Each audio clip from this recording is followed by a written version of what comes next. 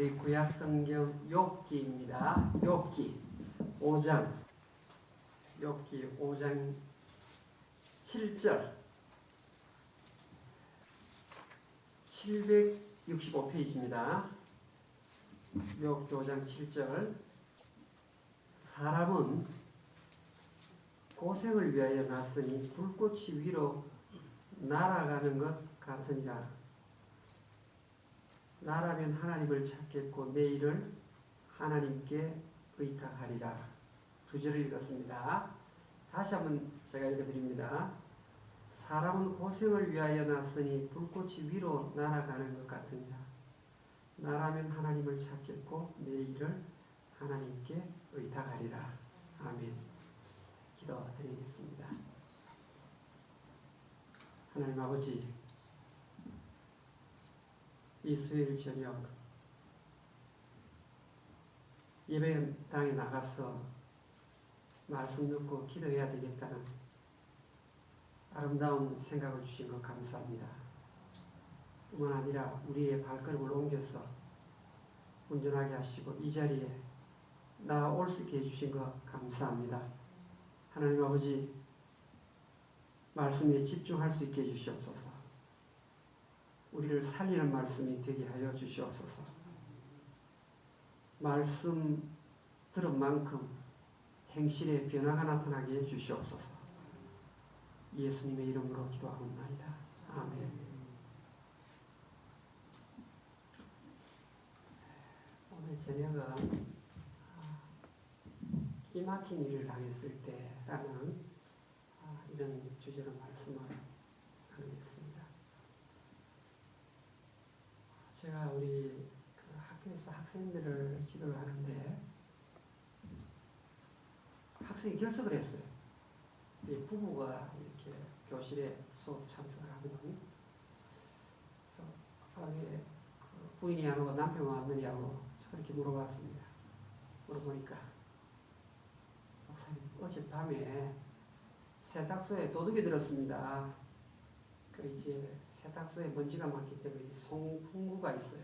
환풍기를 돌려가지고 바람을 이렇게 이렇게 당기고 나쁜 바람을 밖으로 빼내고 있는데 밤중에 그 송풍 구멍으로 도둑이 들어와서 돈 되는 것 전부 다 가져가고 그 고객 관리하는 컴퓨터 자료 전부 다 가져가고 이렇게 또 그 캐시어 자리에 그래도 아침에 새벽에 오는 손님들 이렇게 거스름도 주기 위해서 이렇게 돈을 좀 이렇게 놔뒀는데 그 통째로 다 들고 가가지고 그래서 지금 내 안에는 폴리스 리포트하고 지문 이제 감식반을 이렇게 또 시켜가지고 확인하는 중에 있는데 조금 전에 전화해 보니까 지문을 한 개도 안 남기고 아주 장갑을 끼고 해가지고 못 찾았다는 이야기를 들었습니다.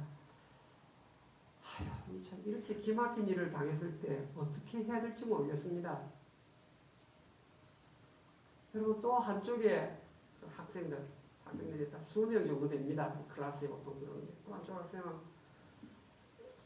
목사님, 이 학생은 사랑의 교회에서 온 학생이 이번 주일 예배 마치고 성도들이 집에도 못 돌아갔습니다. 아니 차를 타고 오지 않느냐 그랬더니 그 사랑의 교회는 교회 버스가 꽤 있는 모양입니다. 버스가 8대인가 있는데 버스에서 내려가지고 예배에 참석을 하고 나오니까 버스가 움직이질 않아요. 그래서 보니까 이 버스 앞바퀴, 저는 몰랐는데 버스 앞바퀴 아래쪽에 그 일반 우리 승용차는 이렇게 본네트를 넣어가지고 그 안에서 이제 발전기가 돌아가는 모양인데 그 사랑의 교회에서 이렇게 운영하는 그 버스는 그 앞바퀴 안쪽에 배터리가 있는 모양입니다. 배터리가 있는데 그 배터리를 예배드리는 사이에 도둑이 들어와가지고 다 가져가. 그러니까 자동차 버스 8대가 꼼짝없이 다 스탑된 거예요. 예배드리는 사이에 도둑이 들어온 거예요. 하나당 한 350불 요즘 되는데 순식간에 몇천 불이 있더라고요. 또 어느 교회 또 우리 학생들 보니까 아이가 아마 1살 정도밖에 안 된 모양이에요. 예배 드리다가 열이 끓어서 나갔는데 그 애가 죽었어요. 여러분, 사실 우리가 사는 세상은 이렇게 기막힌 일이 많아요. 정말 이 안 믿는 사람만 이 참 기막힌 일을 당하는 것이 아니라 이 예수 믿는 사람도 이런 일을 당해요. 오늘 성경은 욥이 그랬죠. 하룻밤 사이에 재산 다 잃고 자식들 다 잃어버리고 온몸에는 악창이 나가지고 부스럼이 나가지고 머리에서 발끝까지 정말 보기 힘든 형편이죠. 그래서 기와초를 가지고 몸을 끌고 있으니 부인이 와서 하나님을 저주하고 죽으라고 독설을 하고 떠나가는 그런 기막힌 상황을 예수 믿는 사람도 당한다. 여러분, 사람은요, 오늘 욥기 5장 7절에 무엇을 위하여 났다고 말합니까? 7절에 사람은 고생을 위하여 났다. 이 땅에 태어난 사람치고 고생에서 면제된 사람은 아무도 없습니다. 여러분, 원창희 목사는 고생 안 하는 것처럼 보입니까? 예, 저도 마찬가지입니다. 예, 목사라고 천주교 신부는 안 그런 것 같아요. 마찬가지. 이 땅에 태어나면 이 고난하고 이 고생은 따라다닙니다. 그런데 여러분, 요한계시록 14장이나 혹은 또 7장에 가면요, 하나님께서 이런 말이 나옵니다. 이제 수고를 그치라. 무슨 말이죠? 이제 수고를 그치라. 하나님이 불러가시면 이제 고생 끝입니다. 수고를 그치라. 이 땅에 살아가는 동안에는 레이버와 트러블이 계속되는 겁니다. 그러니까 태어나는 순간부터 고생이 따라붙고 하나님 이제 수고를 그만하지 이러면 이제 하늘나라 가는 겁니다. 그러니까 이 땅에 살아있는 사람치고 이 고통이나 고난에서 면제된 사람은 아무도 없습니다. 그래서 이것을 너무나 필연적이고 자연적으로 받아들이라고 욥기 5장 7절에 뭐라고 말합니까? 사람은 고생을 위하여 났으니 불꽃이 위로 날아가는 것 같으리라. 불꽃이 위로 올라가는 게 자연스러운 현상이 필연적이고 막을 수가 없어요. 불꽃이 위로 탁 올라가죠. 그래서 1등제자 베드로는 베드로전서 4장 12절에 이런 표현을 합니다. 너희에게 오는 불시험을 이상한 일 당하는 것 같이 이상히 여기지 말라. 이렇게. 그러니까 우리가 이 땅에 살면서 겪는 고생이나 고난은 시험인데 시험 중에서 어떤 시험인가 하면 베드로전서 4장 12절에 불시험이에요. 불시험. 일반 시험도 힘드는데 불시험 그러면 얼마나 맹렬한 시험이에요. 근데 그런 시험 당할 때마다 이상한 일을 당하는 것 같이 그렇게 이상히 여기지 말라 그랬어. 이 땅에 태어난 사람 이렇게 환난과 고생 속에 거할 수밖에 없다는 말이에요. 그러면 아니 이 기막힌 일을 당하면서 고생이 당연하니까 그냥 또 뭐 고생 짊어져야지 이렇게 살아라고 또 말하지 않았습니다. 그 다음 보세요. 8절 나라면 엘리바스가 하는 이야기거든요. 욥의 세 친구 가운데서 나라면 하나님을 찾겠고 내 일을 하나님께 의탁하리라. 기막힌 일을 당할 때 도대체 어떻게 하면 좋겠습니까에 대해서 성경은 답을 주고 있습니다. 하나님을 찾으라고 말합니다.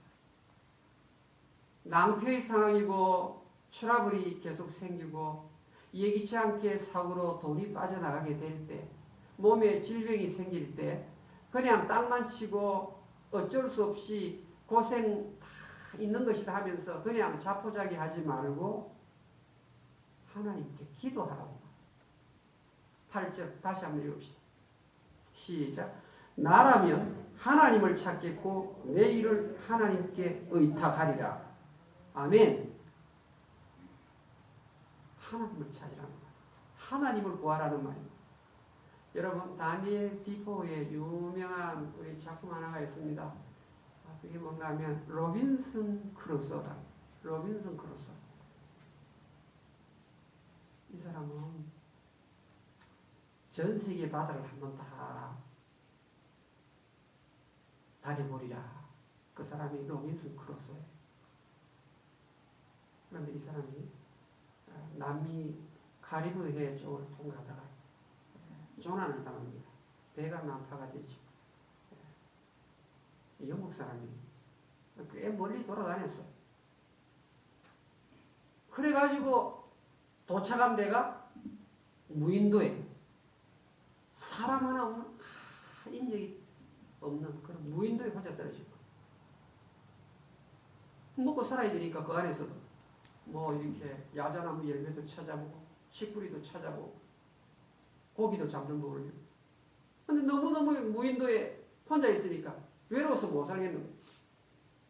그러다가 난파된 그 배 안에 혹시 또 뭐 건질 게 있는 것 찾는 가운데 성경책이 있는 거예요.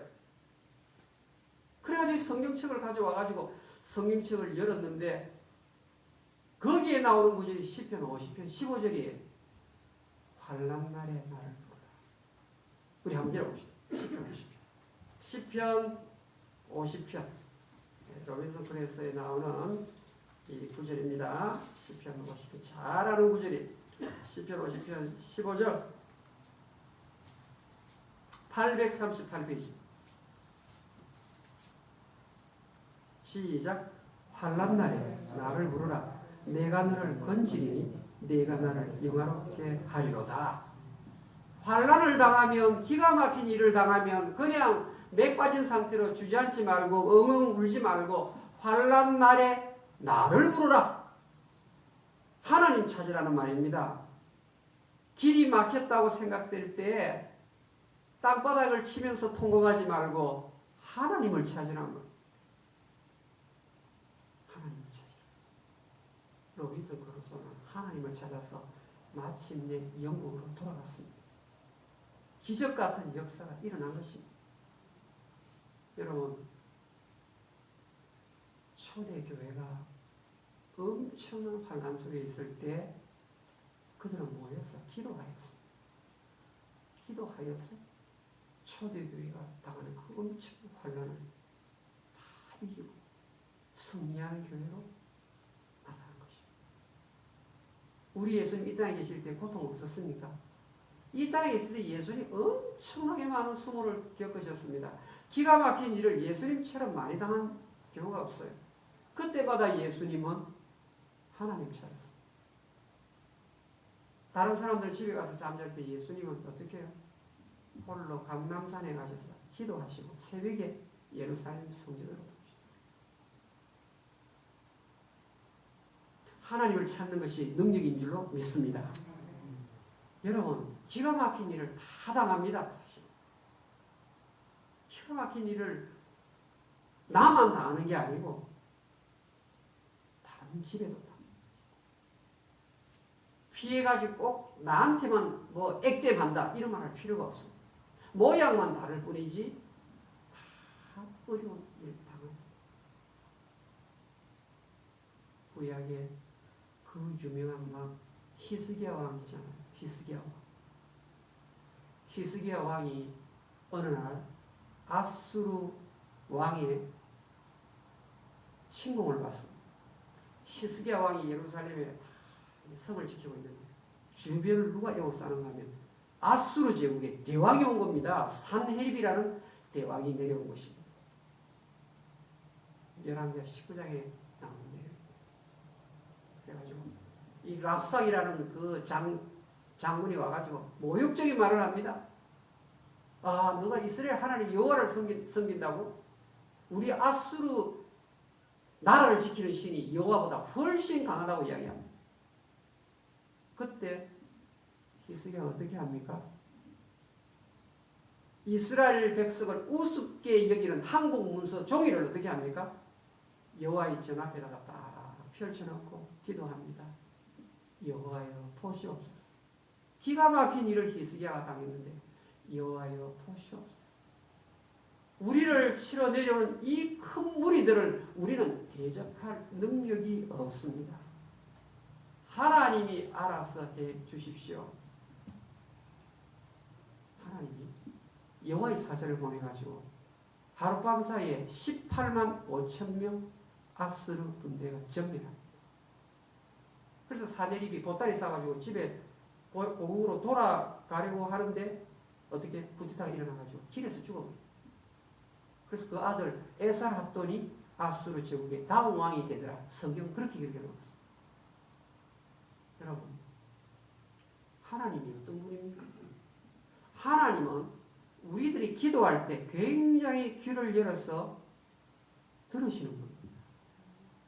우리가 기도하는데 하나님 기머거리가 아니세요. 내가 기가 막힌 일을 당했을 때 하나님이여 하면서 히스기야처럼 하나님 보시옵소서, 내 현실이 이렇습니다. 내 직장이 이렇습니다. 내 자녀의 꼴이 이렇습니다. 내 은행의 뱅크의 돈이 이렇습니다라고 하나님 앞에 이야기를 하면 하나님이 우리의 기도를 들어주십니다.